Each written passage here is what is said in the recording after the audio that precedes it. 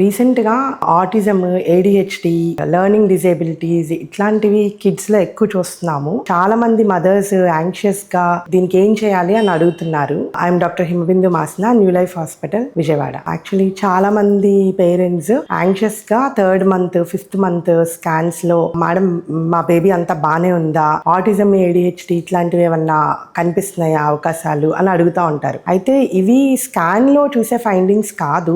Main గా వీటికి genetic అంటే క్రోమోజోమ్స్ లో ఏమన్నా ప్రాబ్లం ఉన్నా, ఎన్విరాన్మెంటల్ కండిషన్స్ వల్ల ఇట్లాంటి డిజార్డర్స్ చూస్తాము. ఇవి మనకి స్కాన్ లో అసలు తెలియవు. మన సిబ్లింగ్స్ పిల్లలకి ఎవరికన్నా అంటే ఫ్యామిలీ హిస్టరీ ఏమన్నా ఉన్నా, ఆర్ మనకి ప్రీవియస్ చైల్డ్ కి autism, ADHD or learning disabilities ఇట్లాంటివి ఏమన్నా ఉంటే NIPT అని నాన్ ఇన్వేజివ్ ప్రినేటల్ టెస్టింగ్ అంటే మదర్ బ్లడ్ తీసి కొంతవరకు, అన్ని కాకపోయినా కొన్ని జెనెటిక్ డిజార్డర్స్ వరకు స్టడీ చేస్తారు. అంతే తప్పితే స్పెసిఫిక్ గా ఆటిజం కి, ADHD కి, ఇట్లా లెర్నింగ్ డిజేబిలిటీకి ఇది ఉందా లేదా అని ముందే మనం స్పెసిఫిక్ గా చెప్పడానికైతే ఏమీ ఉండదు.